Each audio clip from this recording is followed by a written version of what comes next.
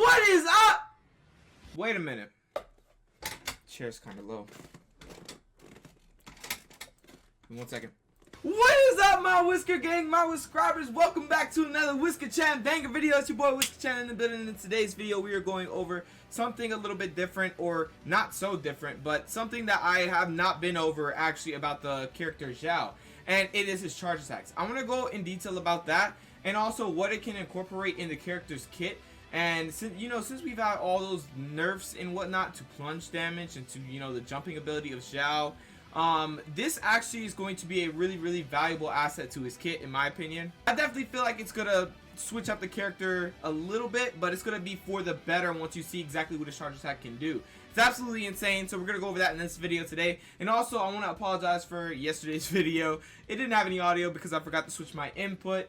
Thank God today after I remembered to switch my input so that y'all can hear this video today. So anyway, guys, let's go ahead and get right into this banger video. But before we do, if you are new to the channel, make sure you smash that subscribe button down below and you join the subscribers on the grind to 2,700. We are almost halfway there. And also hit that like button and hit the notification button to be notified of all my daily uploads. But without further ado, let's get into this video. First thing I'm going to do is review the actual charge attack and how it actually works, right? So let's go into this GIF right here. As you can see right here, Xiao's charge attack looks like something of a 3 claw, right? So the thing to note about this, why it's so special, yes, you can't see it on this big old ruin guard or whatever they're called. I forgot what they're called. But yeah, you can't see it on him. But basically, the special thing about this charge attack is it knocks your enemies in the air, which sets up for a lot.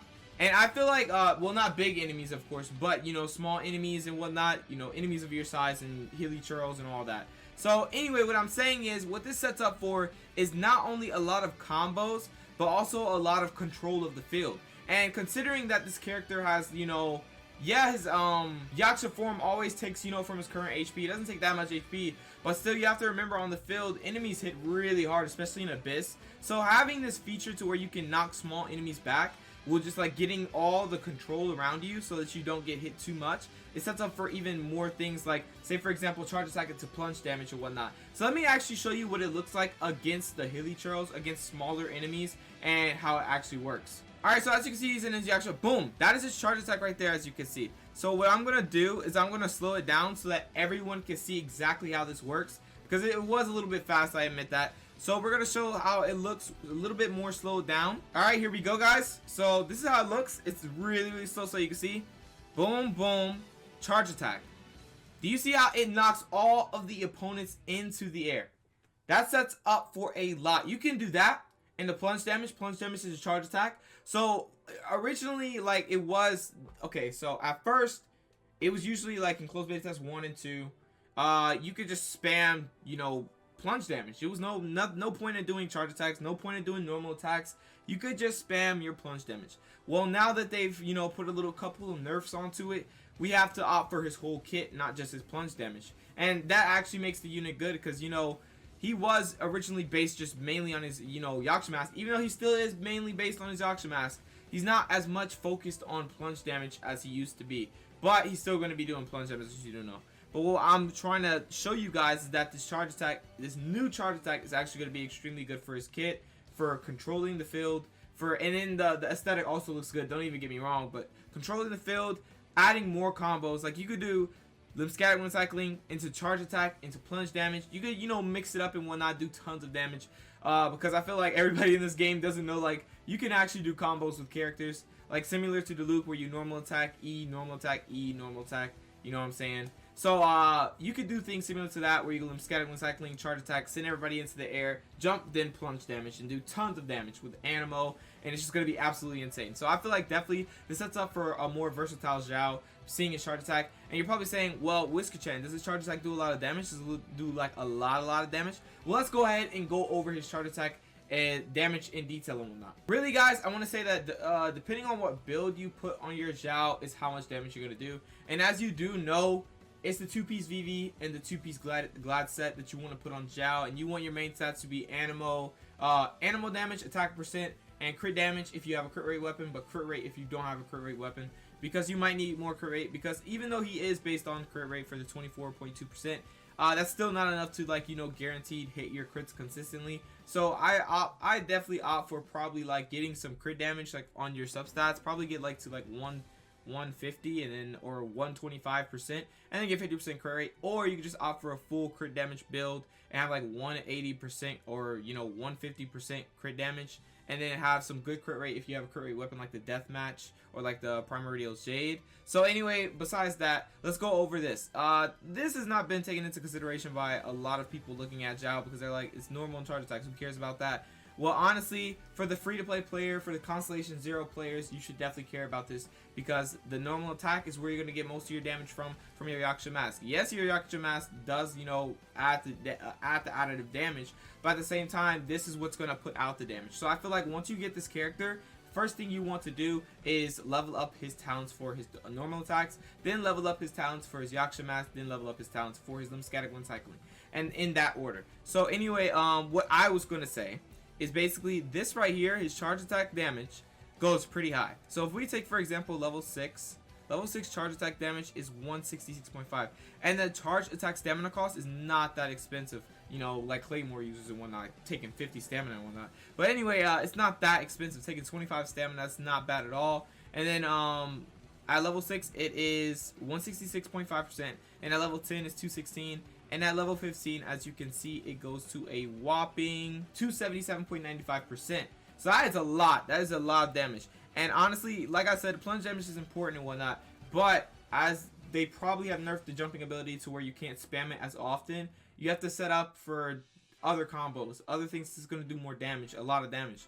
You know, so what I was thinking was definitely the charge attack should be incorporated into this character's gameplay a lot more. Considering what it can do, knocking back enemies is very, very useful, trust me, and it sets up for so much. So definitely, I feel like that percentage is really good, especially if you have a really good build on your Xiao, if you have really good crit damage, really good crit rate and whatnot, really good animal damage, because remember, once you go into his Yaksha form, you're literally just going to be doing a lot of animal damage that cannot be overridden by any other elemental infusion.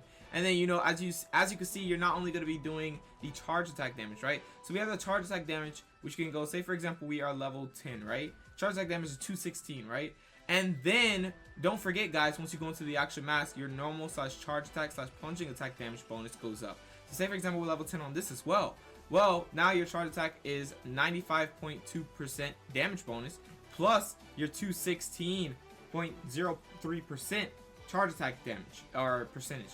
And then after that, you can't forget that his passive also buffs him, because while you're under the effects of your elemental burst, your damage dealt is increased by 5%, and every 3 seconds it increases by another 5%. Meaning, since the form lasts for exactly 15 seconds, after 12 seconds you'd have a 25% increased maximum damage bonus, and that applies to your charge attacks, that applies to all that. So you're literally going to be doing tons of damage with his charge once you go into his form. It's not going to be like super as much as the plunge damage, but it's still gonna be more damage, and that's what you need on this character. So I feel like definitely his kit, how you use this character, is going to change a little bit because of charge attacks and how it works. It's actually a very versatile and useful technique that he can use, and I feel like a character with charge attacks that, yeah, I mean, if you think about Claymore characters, when they use charge attacks and whatnot, they either spin or they just like slice, and it stuns the enemies a little bit, and you're just hitting them a lot for a lot of damage. But with this, you're knocking the enemies back and stunning them because, you know, they're being knocked back. Sets up for a lot, like, you know, plunge damage, or, you know, Lymphatic Wind Cycling, or anything of that nature, or even another elemental burst if you have a sub DPS. So it's really good. I feel like definitely for control, for damage, for versatility in the character's kit, I feel like it's a very good thing to have on this character, and I'm sad that I did not notice this at first, but it is really good. So I feel like definitely with that in mind, it's just going to be amazing. The damage he's going to get added to that charge, added to his plunge, added to all that from just being in his Yaksha form, and also from his passive for the Bane of All Evil, it's just going to make him a very strong unit. And realize that, take this with a hint of salt, this character is not finalized yet. They could change some things last minute, even though he, like, literally we're approaching the date. We're like, what, 2 days away from update 1.3. So we're getting Xiao in like 2 days probably. And literally, like, I feel like he's finalized probably, but they could just change something last minute. You never know. They might buff him, they might nerf him a little bit more, but honestly, they have no reason to nerf him. He's pretty balanced right now. Honestly, he could use a buff if anything. But yeah, so I feel like definitely it's gonna be a really good thing for his charge attack to be so useful.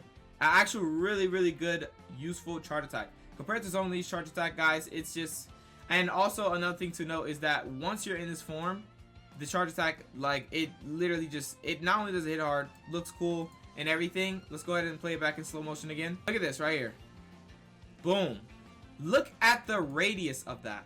Look at the range. It looks like it could be its own elemental skill. The range of that charge attack is absolutely insane. And I feel like that is so good. And the reason that range is so good is because don't forget, once he goes into his Yaksha mask, he's increasing his attack AoE and attack damage. So the AoE of all his attacks are just like widely, you know, spread. So that's why his charge attack is literally like a big old AoE that just smacks everybody up. And that's like, it's just insane. So really, that's all for this character I wanted to discuss. This new thing that I didn't notice at first, how important this is going to be, and how I feel like this should be incorporated in a lot of Xiao gameplay. For everybody going for Xiao, everybody getting Xiao, definitely I feel like charge attacks should be incorporated in his gameplay. And yeah, even though you know, plunge damage is just insane, especially, you know, you get the low high plunge damage, you get high plunge damage, you're gonna do tons of damage. Then you get the Bane of All Evil, you know, plunge damage bonus, and then you get the passive for more maximum damage bonus added to your, you know, Yaksha mask. So it's just gonna be ridiculous damage he's gonna be able to do if you build him right. I feel like he's still gonna be good. He's still similar to, if you watch Closed Beta Test 2 when he literally 4-tapped that hypostasis, he's still kind of similar to that because they're doing kind of similar damage. It's not like he's like, he fell from, like, he used to do like 30k to 40k average damage from plunging attack, but that was with the Noblesse Oblige when it was, or Noblesse Oblige when it was buffed, or when it was extremely broken, and also when he had a talent that increases plunge damage, which we have back sort of, but a little bit nerfed than the last one in Closed Beta Test 1 and 2.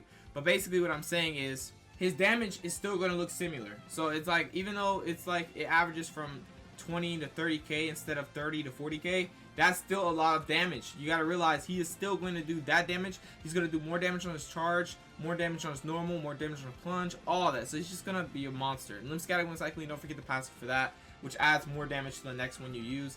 Which is why I most likely will go for Constellation 1, even though that's not something you need to know. We're probably going to go for Constellation 1, and we're going to stream these summons, of course. I believe we are. I want to stream them, definitely. I'm going to stream them on YouTube as soon as this banner drops, basically, or, you know, wait until the banner drops and then stream and, you know, whatnot. So, yeah, for sure, that's really about it I wanted to discuss about Xiao. The versatility of this character's kit is not just that he can do plunge damage. That's not the only thing he can do, guys.